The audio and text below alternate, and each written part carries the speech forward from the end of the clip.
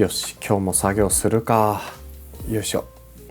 そういえばこのキーボードたちなんか微妙に色が違うような気がするんだよな。 HHKB は青白くてプラスチックだし、キークロン Q1 は暖色寄りで金属筐体。同じ白でも200色あんねんな。いっそのことこういう風に合体してくれたらいいのにな。こんな風にやばい、すごい変なのが生まれてしまいました。こんにちは、トバラグです。っていうね、茶番を挟みながら紹介するんですけども、買っちゃったな。今回はですね、このキークロンが出しているすごく変態的な左手キーボードがバチンと内蔵されてしまったこの面白いキーボード、これね、買うかどうか迷ってはいたんですけども、さすがにいらないかみたいな。 HHKB と10キーそれぞれ持ってるし、その辺あるならいいかとかね、ずっと思ってたんですが、ちょっとやっぱね気になりすぎて、この統一感どんなもんなんだろうみたいな、好きなキーキャップ入れたらどうなるんだろうっていうのがね、すごく気になってしまって、こちらを今回購入してしまっています。今ねこうやって片手で持ってるんですが、これ金属筐体なのでめちゃくちゃ重量感あります。しかも価格も4万2000円3000円ぐらいだったかな。かなりねちょっとねニッチで、誰がこんなの買うねんっていうキーボードではあるんですけど、ちょっとねここに買った人がいるので、せっかくだから紹介していこうかなと思います。それでは早速行ってみましょう。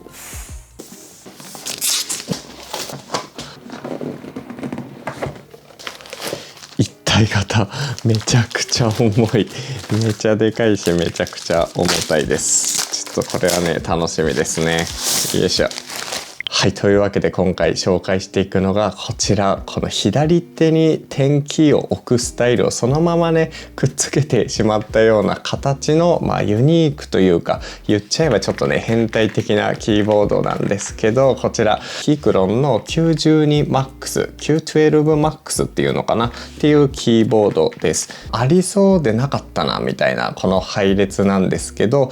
普段ね動画編集とかでこうやってトラックボールを置きながら左手10キーをねこう使いつつ、テキストを打つ時にこう使うみたいな、その使い分けをしている僕にとってはなかなかこれは欲しかったっていうね感じのキーボードとなっています。ちょっとじっくりと近くからお見せするんですが、配列はこんな感じで、10キー部分とノブがねこっち側についていて、でこっちはもう普通に、いわゆる 65% ぐらいのキーボードなのかな。この辺に矢印がねちょっとカーソルが別で添えられていて、ここにページアップとかそういうねキーボードも備わっている、一応 96% のキーボードですね。やっぱ左手キーボードが内蔵されてると、このねキーボードのキーキャップとかの圧は強いんですけど、やっぱ筐体の一体感がねめちゃくちゃいいです。もうこればっかり言ってるんですけど、これを買った理由はもうこれしかないっていうところで、もうデスクに置いた時によいしょ、こういうのね一応置いてこうすると、割とちょっと整いつつあるんじゃないかなと思います。これのね色とかもできればこの色と揃えたい気持ちなんですけど、今までこれで別添えで使っていた HHKB とこの組み合わせと比べても割とこうねなんか圧がすごいというか、しっかりと一体感があるんじゃないかなって感じです。いいわ、この質感。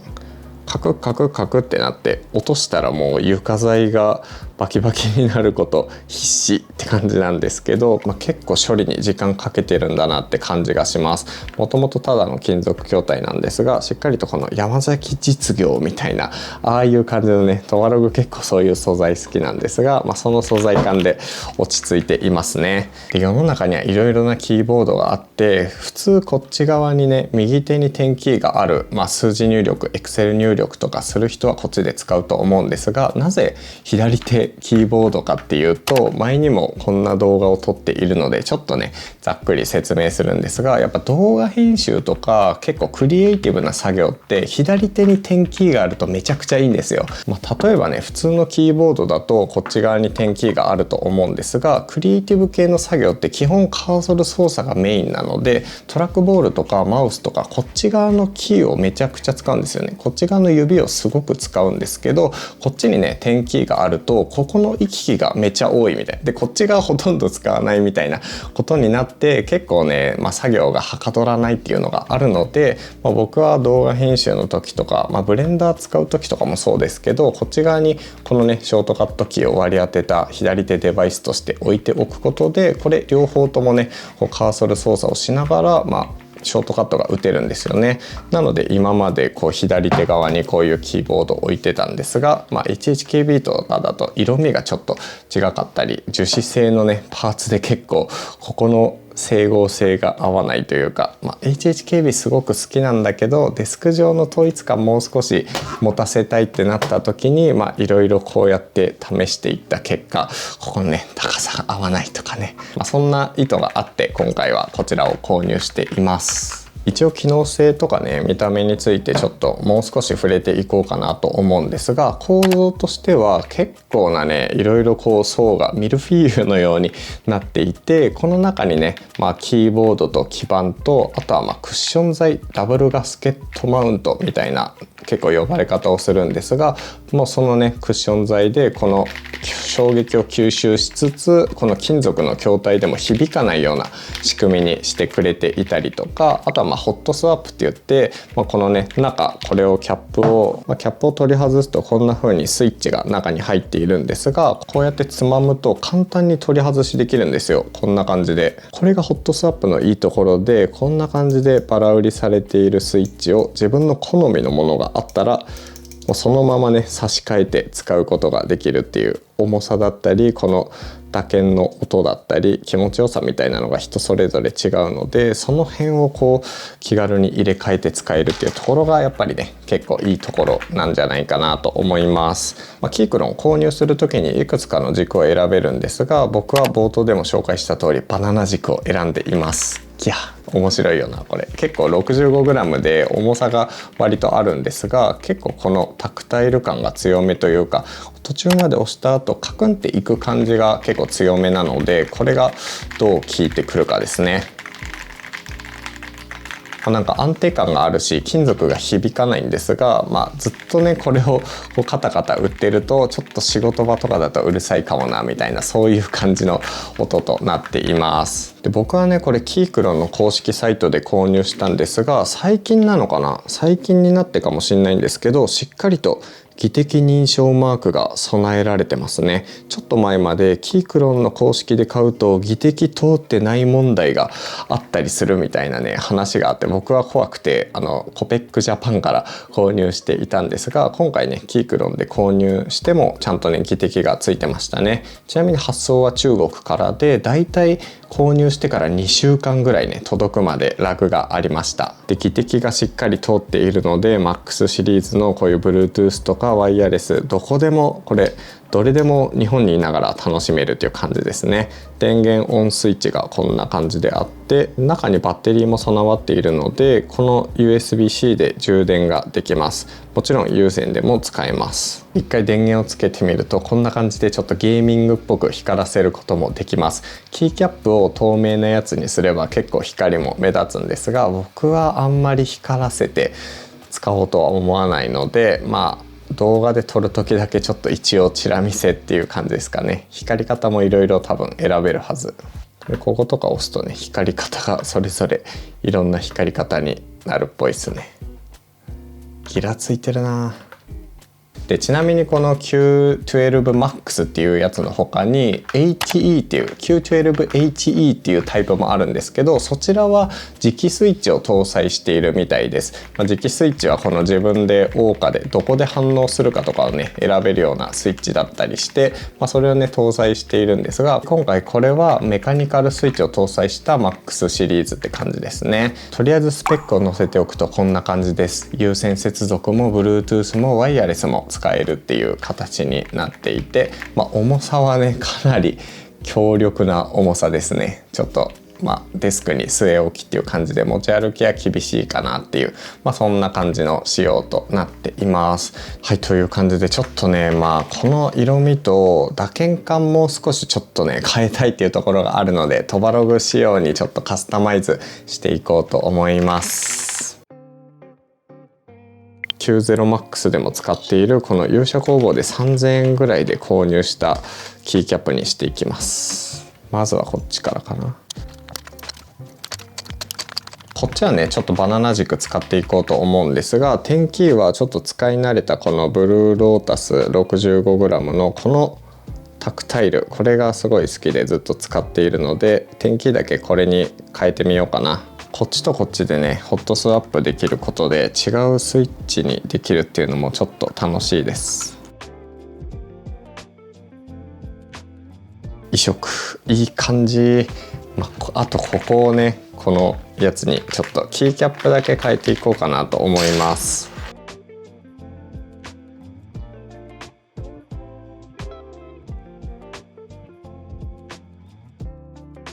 はい、ちょっとキーキャップをつけてみたんですけど、いやめちゃくちゃ圧巻で、これは凄まじいんですが、ちょっとここのキーキャップが足りなかった。いやでもこの打鍵の安定感みたいなのはやっぱ金属筐体なのでめちゃくちゃ安定感半端ないです。わ、すごいなこれ、いいかも。HHKB のこの独特な砂になんかこうナイフを差し込んでサクッみたいな感じの打鍵感もすごくいいんですけど、やっぱこのキーボードのハードウェアとしてのクオリティはさすがにこの金属筐体半端じゃないなっていう感じですね。違うねキーキャップもちょっと前に買ったものがあるので試してみようかなと思います。これです。ゼザイルファウンダーっていうところ、ゼザイルファンダーかな、なんかキーキャップをたくさん取り扱っているお店が出しているキーキャップで、なんかこれすごい可愛いんですよね。ちょっとレトロフューチャー感のある色はこんな感じ、なんかちょっとアートっぽい。はい、という感じでちょっとキーキャップ入れ替えてみました。いやめっちゃ可愛くないですか、この雰囲気。ところどころにこの原色のね、でもなんかレトロっぽいようなちょっとくすみっぽい色が入っていて、全体がそれじゃなくて一部分がこうなってるっていうのが結構可愛らしいですね。でもともとね購入したキーキャップはコンパクトキーボード用でここしかなかったので、追加でこの点キー部分とあとこの辺のね、追加のキーを購入しています。いい感じ。おそらくねロープロファイル用のキーキャップではあるんですけど、こんな風に背の高い、スイッチに対してもこういう風に使うことができますね。なんか打鍵音もコトコトとちょっと上質な雰囲気があります。でこれが机の上にあって結構可愛いなって感じで、こういう風に普段使っているデバイスと合わせてみて、で結構こういう原色っぽいねアイテムとか周りに散りばめている人とかだったら割とこうなんか雰囲気すごいマッチするんじゃないかなっていう雰囲気があります。この色いいわ。キーマップに関してはざっくりと普通のねキーボードの配列と変わりはないんですけど、微妙にこの辺とかこの辺とかねちょっとカスタマイズできそうなキーがあるのでいくつか変化させています。ちょっとこんな風に MacBook のね画面を映すんですけど、基本的に点キーはね動画編集とかで使うので、なんかここにこういう風に動画編集で使うような点キーのね数字に対して割り当てをしてる感じですね。基本的に動画ソフトはねもう点キーベースで点キーの数字をねどういう風に割り当てるのかみたいな感じでやっているので、基本はもうこれで操作していくって感じです。やり直しとかカット編集とかそういうのは割り当ててるんですが、独自のねちょっと割り当てだとここにコマンド& I を置いていて、これですぐにねこのファインダーとかからなんかこういうのをね読み込めるようにしたりしています。であと特殊なものだとここかな、こことかはこういう風にね左右に画面を行き来するようなこういうキーに割り当てていて、でここにこういうこのアプリのねアプリ表示みたいなこういうのを割り当てている感じです。で結構これでねシームレスに、動画編集する時もこのコマンド&I を打たずにここでこの呼び出しができるのがすごい楽ですね。あとはこの辺はそんなに使い込めてないんですけど、例えばねこれファンクションキーをここに置いていて、ファンクションキーを押しながらちょっと HHKB のね英字配列のここが矢印キーになるような割り当てをしていますね。であとはちょっとねこの左右だと文章の末にカーソルを置くとか、文章の先端にカーソルを置くとか、そういうちょっとした特殊な割り当てとかをしてるかなぐらいです。あと若干変えてるのだと、ここをねスクロールにしてます。これクイックイってやるのと同じような効果をここに割り当てていて、そんなに意味があることではないかもしれないんですけど、こう打ちながらすぐにねこう画面をこうスクロールすることができるので、なんかちょっとテキストを書くときとかこうね画面動かしながらこれでカーソル動かしてみたいな、そういうのがちょっとしやすくはしていますね。基本はそんなに僕はカスタマイズガンガンするわけではないので、こういうスタイルで今落ち着いています。はい、というわけで冒頭に戻ってきたわけなんですが、実はですねこの冒頭のシーン撮り直していまして、本当はね前に撮ったのが9月ぐらいに撮ってるんですが、今11月の半ばっていうところで、せっかくだから、実際にね使って2ヶ月ぐらいかな使ってみた感想を紹介していこうと思います。キーキャップがねカラフルなやつじゃなくて、このちょっと高さのある真っ白なものに戻ってしまっているんですけども、やっぱりねちょっと長時間使ってもロープロファイルのこことここだけで使ってるキーはね慣れなくてですね、ちょっと長文入力する時とか、本当にタイピングをする時にねなんか打ち損じ打ててなかったり、この引っかかりがなくてねこの上の方打ちづらくて疲れやすかったりとかがあったので、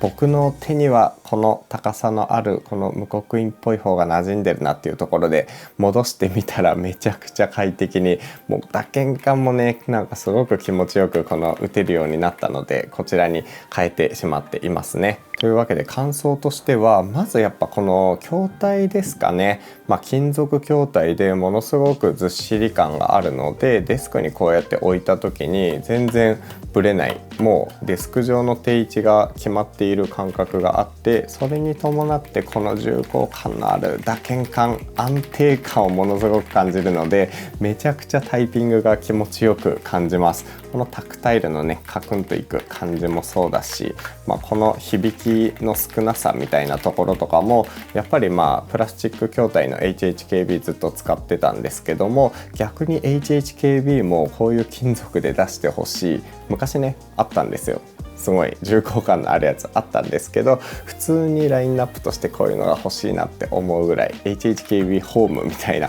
HHKB スタジオがあるのか、スタジオ金属で出してほしかったんですけど、そこの話はねちょっと置いておいて、そのぐらいのねこの金属筐体でちゃんとしたキーボード使うの初めてだったので、めちゃくちゃ気持ちいいですねこれは。正直ねそこが、使っていて一番気持ちいいところですね。で続いて左手点キーがくっついてるのって実際どうってところなんですが、これはね意外と何の違和感もないですね。こことここがねセットになって、この幅が狭すぎるからちょっとこうやって打ってる時に間違えてこっち側打っちゃうんじゃないかみたいな、あと左手キーボードとして使ってる時にちょっと邪魔なんじゃないかみたいな、ここが近すぎてと思ったんですけど、特にそんなこともなく普通に快適に入力ができているかなと思います。こうね距離感的にも結構シームレスにいけるし、一番使っててストレス少ないなと思ったのが、やっぱこの一体型なことによって通信のBluetooth のペアリングとかも1個で済むんですよね。ここが結構地味に効いてくるところで、例えばね独立して別々とかだといつの間にか点キー部分そんなに触らない時はねスリープ状態になっていて、たまにパスワードとかで数字入力するかとかになった時に、入力できなくて5秒ぐらい待つってことがあったんですが、これとねセットなことによってこっち側を使っていればこっち側すぐにもう使い始められるんですよね。スリープにならずにすぐ入力ができるのが結構個人的には嬉しいポイントですね。あとはバッテリーの充電もこれ1個 USB-C で給電すれば OK だし、有線接続する時もそれぞれ別々のね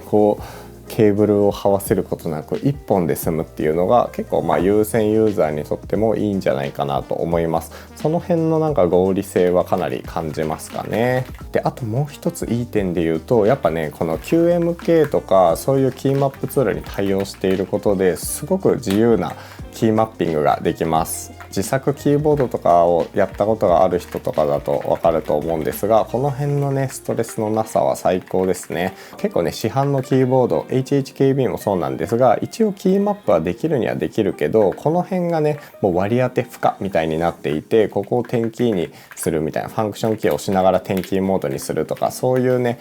レイヤー分けが結構しづらかったりするんですが、これは本当に自由にたくさんのレイヤーを書き換えられるので、ここをね押しながら HHKB 風に操作してみたりとか、あとはWindows と Mac で分けてこうねスイッチで変えられるので、その辺もいろいろ使い勝手はいいんじゃないかなって感じです。僕は比較的王道な使い方なんですけど、それでも結構ねこのキーマップには助けられますね。実際に使ってていいなと思うポイントはそんな感じかな。あとやっぱねちゃんとしたキーボードというか卓上キーボードなので、この横から見た時のね、この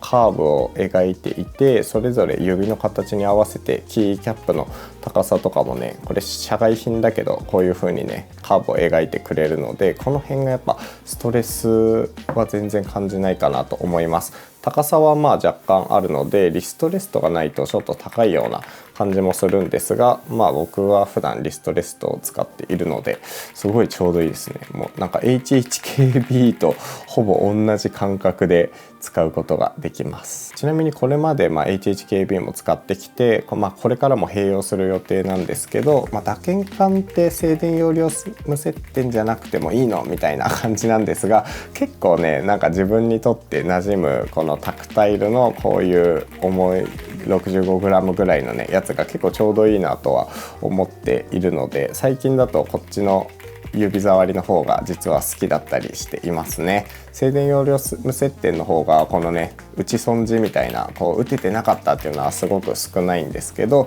打鍵管の心地よさでいうと、スイッチの問題っていうよりもどっちかっていうとこの側筐体が金属で重厚感があるかどうかの方が意外と変わってくるんじゃないかなと思っていて、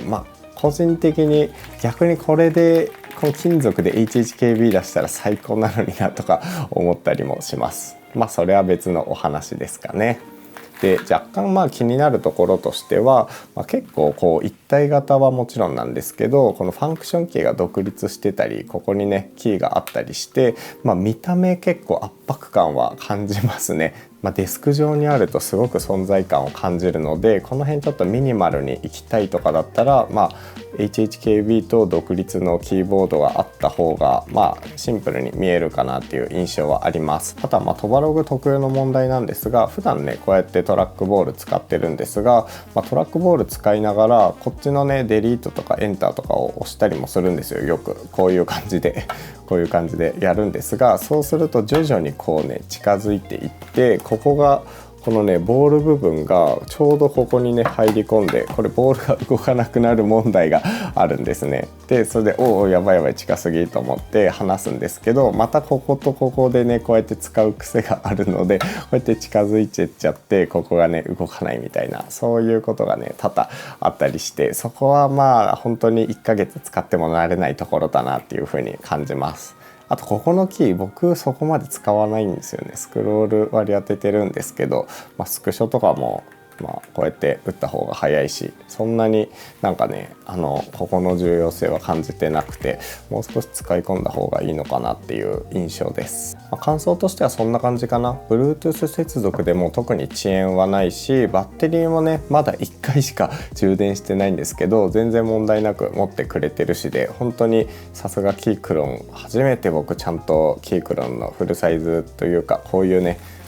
キーボードを使っているんですが、満足度めちゃくちゃ高いですね。あと1個悩みとしてはやっぱキーがちょっと微妙に特殊なので、普通のキーキャップセットを買ってもキーがちょっと足りなかったんですよね。ここのシフトのキーがね本当はこの2個分のシフトだったりして普通の配列ではないんですよね、微妙に。あとここのキーとかここのキーとかがあったりするので、もう1セット買わなきゃなみたいなところはちょっと悩みだったりしますかね。はいっていう感じで切りもいいので、今回この感じで動画終わりにしようかな。トバログではこの動画の他にもいろいろなねこういうガジェットのレビューをしたり、あとガジェットを使ってる人自身のねスタイルとかも結構好きで、ルームツアーだったりカバンの中身とかも撮っているので、そういう動画もぜひチェックしてみてください。あとトバログではこのキーボードの話はしてないんですけど、トバログ10周年っていうところでこんな感じで普段使っている持ち物ガジェットとかね、いろいろあらゆるもののねこうなんか写真とエッセイみたいなのを224ページにわたって結構分厚く本当にたくさん書いている本を出しているので、こちらもよかったら概要欄からチェックしてもらえると嬉しいです。なんかいろいろなものが本当に載っているので、物が好きっていう人はぜひよろしくお願いします。というわけでこの動画気に入っていただけた方、チャンネル登録、いいねボタン、コメントよろしくお願いします。というわけで次の動画でお会いしましょう。トバログでした。